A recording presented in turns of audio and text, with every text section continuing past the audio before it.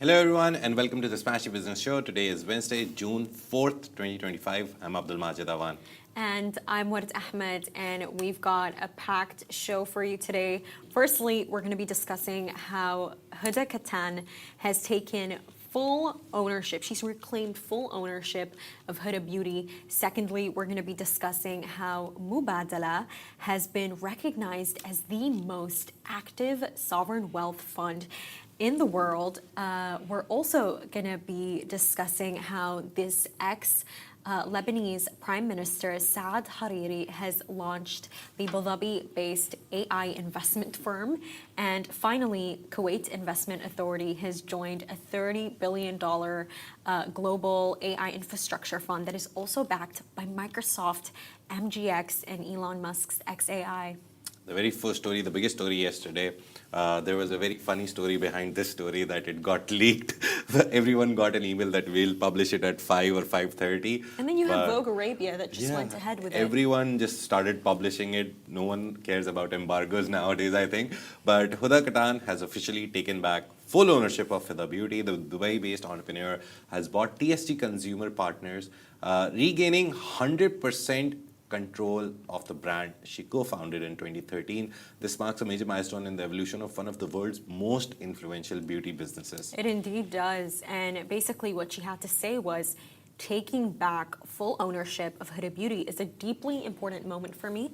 You know, in actuality, you have all the power you need to change the world yourself. And the company now enters its next chapter with Huda Kattan as co-CEO, very interestingly, alongside her husband, Christopher Goncalo, and her sister, Alia Kattan, continues to lead its social strategy. And the deal ends at 8-year partnership with private equity firm TSG Consumer Partners, which acquired a minority stake in 2017. That deal had valued Huda Beauty at $1.2 billion at the time in 2017, placing it among the most successful beauty startups globally. And this is very interesting because it actually comes as Huda Beauty very recently announced the sale of its ownership stake in xAI, the fragrance renowned brand co-founded by Huda and her sister Mona Kattan, to U.S. investment firm General Atlantic. Now, this deal basically allowed xAI to operate as an independent company, with Mona Kattan continuing to co-own and lead the brand independently away from Huda. And born in Oklahoma City to Iraqi parents, Huda Kattan began her journey as a beauty blogger. Frustrated by the lack of quality false lashes, she launched Huda Beauty with her sisters and turned it into a global powerhouse, now selling over 100 products and generating hundreds of millions in annual sales. Very interesting story. Look, I think with this story, it's just really signifying to me that Huda is for sure a perfectionist. Yeah. For sure a control freak. In the best way possible, though. Because I remember I was watching this interview of her sister, Mona Kattan, on the Chris Fade show on Virgin Radio. And basically, she was telling them about how everything that she does is like on her calendar. No, like Majid, absolutely everything. From her meetings with clients to board meetings to quite literally spending time with her family. Nice. and cuddles with her husband. No, seriously, everything is on her calendar. It's on her calendar. and what I can, from hearing that and also analyzing Huda Kattan, founder of Huda Beauty's Nature, you can see that there is so much that goes into their brands. That's why it's so successful. You know, they've done really well for themselves. And, for me, I find it really inspiring because the three sisters started Huda Beauty together, I believe, in 2013. And you have Alia, you have Muna, and you have Huda. And, it's crazy because it was actually Muna, by the way, Majid, that actually told Huda, see, Huda, you have great talent here, makeup skills, you have great eyelashes, turn it into a business. I'll find you investors. So it was truly a family-led business. And I think the fact that she owns it 100%, it tells me she does not want anybody making the decisions for Huda Beauty's future direction. Yeah, and money-wise, it's really interesting because when they sold the stake for xAI, to General Atlantic, actually they used that money to buy TSG out. So it's a very nice family thing going on that Mona, her brand. Very carefully planned. Yeah, and it's very nice that they know business inside out. They know where they should put their money, where they should take their money from and put it. Very nice allocation of assets, very nice allocation of finances. And it shows they've matured into businesswomen that people aspire to now. But it's that magic. You know how you're saying they matured into businesswomen? This is what I love about those sisters so much. They hold this facade that is very like feminine, blush, sparkle, glitter. Like you would not think that they have this much level of knowledge and this much, strategy and intelligence, but they do, and they hide it. And I think that's what it's all a part of the brand, is to be more relatable, be more for the girls, for the woman, like let's do our makeup together. And you saw the images of her. Yeah, I've seen her videos as well. But you see her makeup, and by the way, like, okay, this does link into this, but recently this with makeup, this trend of like natural makeup, no makeup came into play. And if you actually take a look at Huda Kattan's face and her sister, they never changed their makeup. It's a full beat, full foundation, full blush. They never changed with the media. They never changed with the times of let's put on less makeup, let's look like makeup, no makeup. They stuck true to themselves, and I think that's why the brand is doing them more than so staying well. true to themselves, they have to put all their products on because they're the models for their brands, I think. And if been they like don't this, put though. makeup, if they do less makeup faces, no makeup faces and all that, their sales are obviously going to get affected. So if I am selling, let's take Himantra's example. If I am selling Himantra, which is nice, nourishing water, You gotta be running the beach. I need to show people. If I'm the face of the brand, also, I need to show to the people that, oh, look, I'm drinking. So that's. I think it comes with if you're the face of the brand. If the brand itself has an identity, then you don't need to do it. Then you can go with any trend. But if you are, as a founder, as a co-founder, as the starter, the face of the brand, you literally have to carry the brand. You're right. And the fact that she wears so much makeup, I feel like I need her. She's basically marketing her own products through everything. And by the way, you made such a good point because, this kind of links to this. Just very recently, Hailey Baldwin, she sold Rhode for $1 billion to Elf Cosmetics, and Rhode was founded 3 years ago. And Rhode, it's a makeup brand, but it's also a skincare brand. They make these like milk toners, like light blush, and Hailey Baldwin, she has such a makeup, no makeup, natural look, and it does come with the products that she's selling. You know what's interesting is that the founder of Elf Cosmetics, and I did not know this, he's Indian, Majid. Nice. I did not know this whatsoever. Indians are taking over everything. They really are. One of the sovereign wealth funds that's doing great and taking over literally everything, and the person in front is everywhere. That's Abu Dhabi's Mubadala investment company, and they have clinched the title of the world's busiest sovereign wealth fund for the month of May. According to Global Sovereign Wealth Fund, Mubadala struck deals worth $2.6 billion in a single month, marking a standout performance among global sovereign players. So this latest milestone, it follows such a strong year, 2020, basically it follows such a strong moment in 2023 that they had where Mubadala surpassed Saudi Arabia's public investment fund to become the top sovereign spender globally. So it was responsible for 20% of nearly $136.1 billion in total sovereign deal activity last year. And the man steering Mubadala's global momentum, the man I was talking about, is CEO Khaldun Al Mubarak. Beyond his role at the fund, he serves as the vice chairman of AI firm MGX and is best known internationally as chairman of Manchester City Football Club, where he's played a key role in the team's rise to global dominance. So looking ahead, and I think that this really is a deal breaker, and it signifies how important Mubadala is that they're actually going to spearhead the construction of Stargate. UAE announced just very recently with Donald Trump's Gulf visit to Abu Dhabi, and it's expected to be the world's largest AI data center outside of the United States. Now they're also collaborating with OpenAI, Oracle, NVIDIA, Cisco, and Japan's SoftBank, and it's scheduled for completion by 2026. And with Khaldun al-Mubarak at the helm, Mubadala continues to position Abu Dhabi as a global player, not just in finance, but across AI, tech, sports. Whatever you can name it, Mubadala has a stake in it right now. The funny thing is, with Mubadala, it's the most visible sovereign wealth fund. Because you and me, if you talk about the last 2-3 months, ADIA is actually the most richest sovereign wealth fund in Abu Dhabi, Abu Dhabi Investment Authority. It has nearly 1.2, 1.3 trillion. There is estimates. And they just have $330 billion. Yeah, and you never see ADIA in any news or doing this and that, but still they're the richest. But Mubadala with Khaldun al-Mubarak, the funny thing is, he's literally in every picture. Stargate UAE, he's in the picture. The line that Trump shook hands with, he was there on the 3rd place after His Highness Mohammed bin Zayed, the president's brother, and then another person I completely forgot, and then Khaldun al-Mubarak. Oh, Jensen was there too. No. When he came out of the airport, there was a line of Emiratis standing there. So as soon as he came out, he met them. So His Highness Sheikh Tanoon was the first one, and second was His Highness the President Mohammed bin Zayed's brother. And third was Khaldun al-Mubarak, and then the U.S. ambassador to UAE, she was there.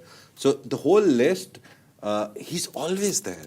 And since Mubadala is part of G42, it's like co-investor with, I think, another company. G40, oh yes. So G42 is a mixture of Mubadala. They made MGX together. Yeah. So it's very funny that Mubadala is literally everywhere, but still they're at 330 to 400. Again, estimates, but they're there. And it's the most visible one. I don't think we've done a story on ADIA in the past 3 months since the start of the year. We haven't done a story on which ADQ a lot. ADQ does a lot of energy acquisitions and all of that. They're not really interesting. They're very boring business stories like this acquisition that. But ADQ, the latest big news that we did was they took over Aramix. And that wasn't even ADQ. It was a subsidiary of ADQ which took over Aramix. So again, very well done job for marketing Mubadala. You literally see it everywhere. If Mubadala is not there, Khaldun al-Mubarak at least is there. Imagine at FIIA, Khaldun Mubarak went from here. At the Davos conference, Khaldun al-Mubarak went there. So he's literally everywhere. And I love this guy for this. Was it him who basically said that we're not gonna be getting taxed? No, that was the economy minister of UAE, another interesting guy. But he was the one. Mubadala CEO. Is it Mohammed Al-Marri? I think it was. His name was Murray. I don't remember the first name, but yeah, most probably Mohammed Al-Marri. He's the economy or finance minister of UAE.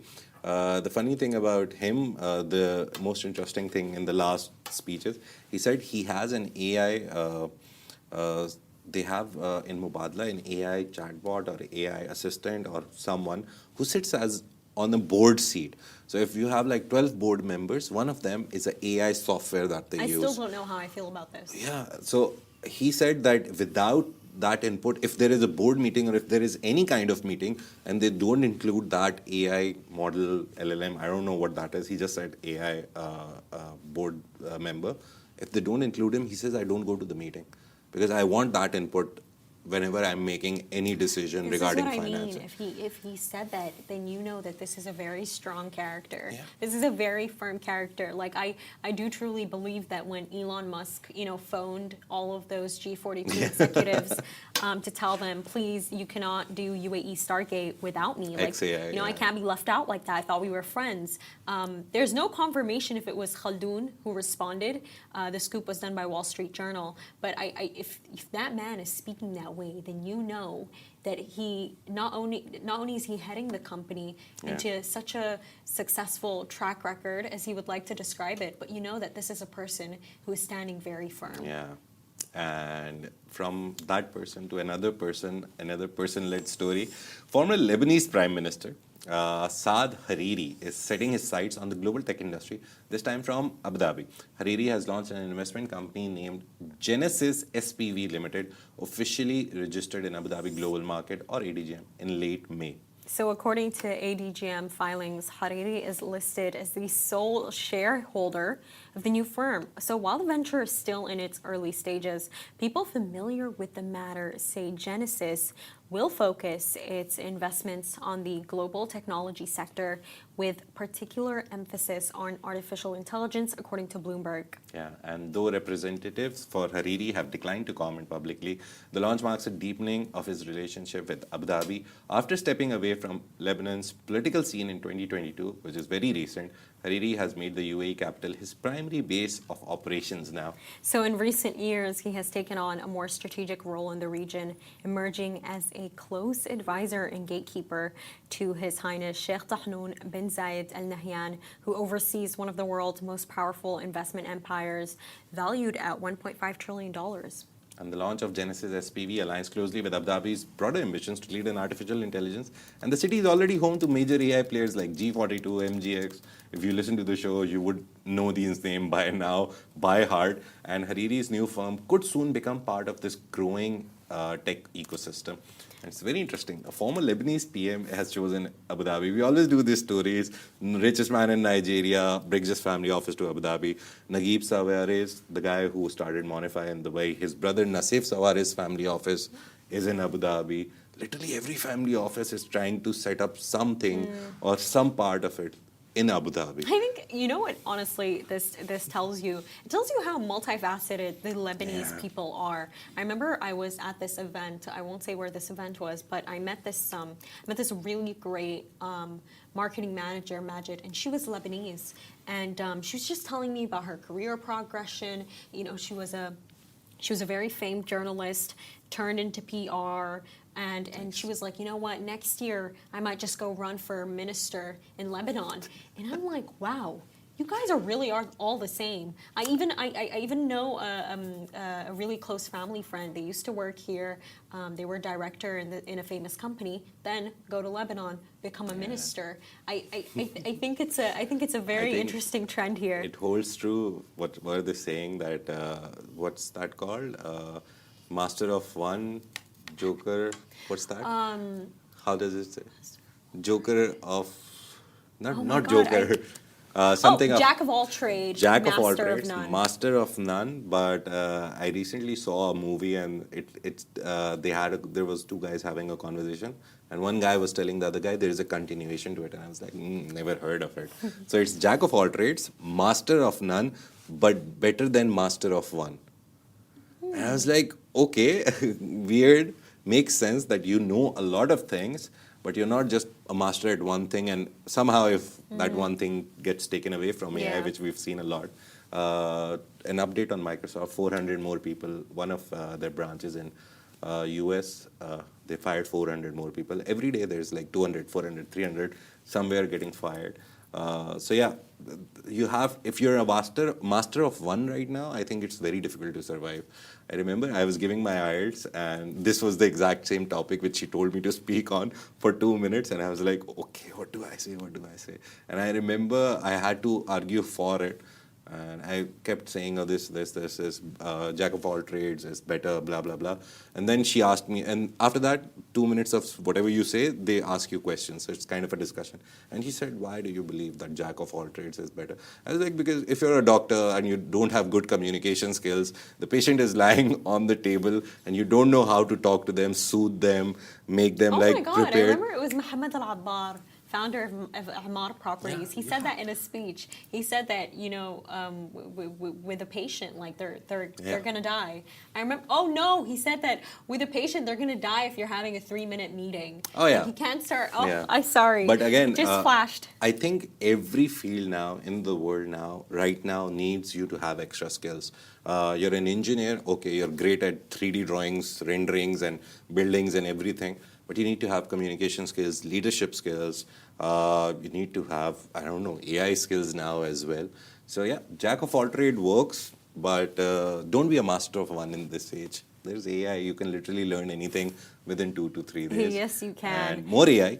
news. Kuwait has officially entered the race for global AI dominance. We always talk about UAE, Saudi Arabia, Qatar, Oman also, because Oman also joined one of the AI initiatives. But Kuwait has officially entered the race, and the Kuwait Investment Authority, which is like PIF, the Public Investment Fund, and all the Qatar sovereign Investment wealth funds we Authority. just talked about, is one of the world's largest sovereign wealth fund with 1 trillion in assets. And I was reading, it is the oldest sovereign wealth fund in the world.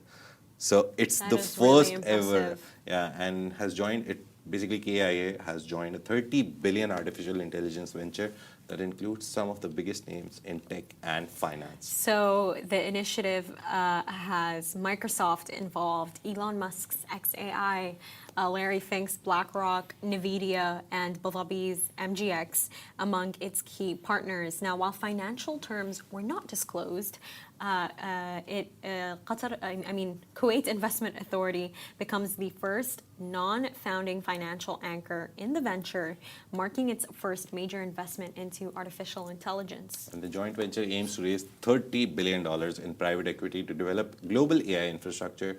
Sources close to the project say the funding could eventually leverage up to $100 billion, making it one of the largest coordinated AI investment efforts globally.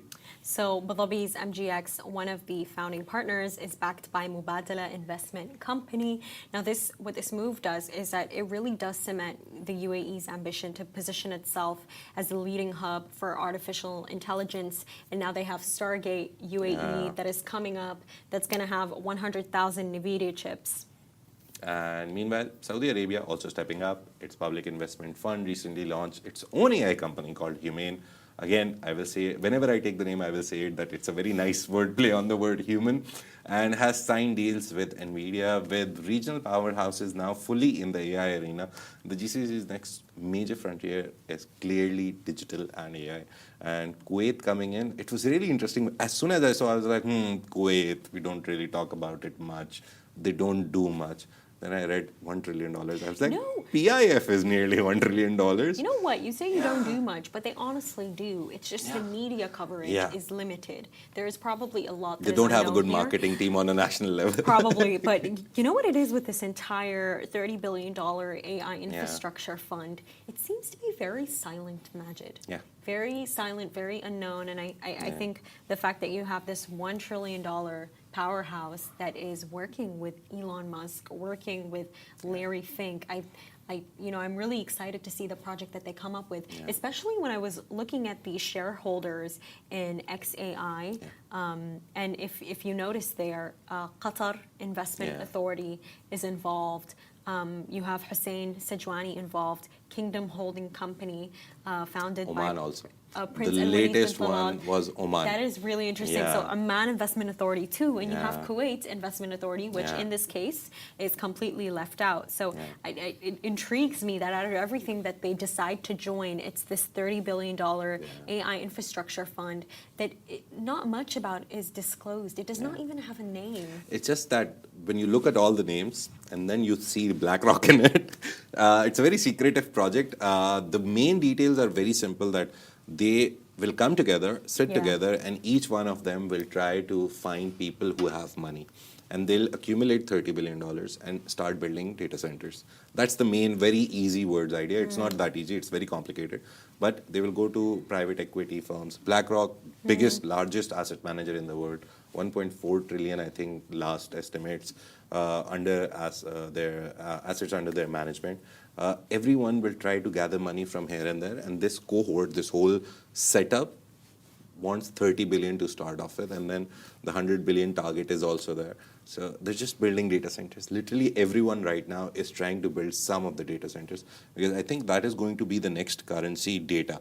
Right now, we have digital assets, we have social platforms, content creators to an extent, the visibility that they have on their platforms, the eyes they have on their platforms, that is their currency. Eventually, data will be the currency. We saw that like nearly 5 or 10 years ago, when data, sorry, a little technical, but data is one of the things that is the most important, like a part of every machine in the world right now. For example, what we're doing right now, this is also some kind of data which is being transferred over the internet, and someone is watching it in the form of video or listening in the form of audio. So data is like multiple places, and data right now is the cash, is the currency, because AI data centers need to store data. And if xAI is part of this project, they build a AI infrastructure, they can host their xAI data there. So it's when you go to the technicalities, you really understand. But on a surface level, everyone wants their own data center so they can have data at one place. I can give you an example of why this is important, but give me like 1 minute. I have a friend in Pakistan who actually worked as an internet service provider. So one day I went to his place, it had a big office, and there was like servers and servers of boxes and small boxes, and I was like, and it had Facebook and Google written on it. And I looked at them and I was like, what is this? Why do you have so many of these weird boxes in your... He's like, Facebook, Google, they provide us with separate devices. So whenever your internet is slow, Facebook will never be slow. Google will never be slow. So even if you have the worst internet on the planet, these two websites, they go to literally local level ISP providers, internet service providers, and they give their own servers network. So their networks will never slow down, even if you have the world's worst internet. And I looked at it and I was like, okay, makes sense. And they give it to you for free. So now this is what data centers will eventually do. If you own a data center as xAI, OpenAI, whatever, you can literally have the best response time on ChatGPT, on xAI. So this is how it that's works. really interesting, Majid. Yeah, you go deeper, it's so crazy that you're like, how is this working? And as I told you, like 1 gigawatt needs at least $40 billion of investment. 5 gigawatts we're building at Stargate UAE, which is the largest outside of UAE, the biggest network. 40 into like $200 billion will go into just building it. And then the running cost every day of electricity, this, that. There's so much details in this. So many details. Sorry, before we go, Eid, if you're free on Eid and if you have 10-15 minutes, there's a very long article. I just saw the headline. I was like, I have to read it someday, on Bloomberg, of the original Stargate project. I was confused that if they're starting Stargate UAE, why haven't they done anything on the original Stargate? They've actually started building it. And it's a May 20, I think, article. Just try to find it on some places if you don't want to pay for Bloomberg subscription. But do read it. It shows you the whole with pictures. They have Sam Altman talking to them. They have Jensen Huang who talks to them. And then they have the actual guy who's the engineering like master planner of it. You'll love it. I haven't started reading it like past the 200 words, but I will read it. You guys can have a good Eid read if you're interested. Happy holidays to all of you and Eid Mubarak. And that's a wrap for today. Thank you so much for tuning into the Smashy Business Show. Make sure to follow us across all social media channels at Smashy Business and stay ahead with our daily newsletter. You'll find the subscription link in the description. This has been a Smashy Business Show, a Smashy Business production, part of the Augustus Media Podcast Network. A big shout out to our 1.5 million monthly listeners across all platforms. You make this possible. If you're one of them, we appreciate you. Again, happy Eid, and we'll see you on Monday now.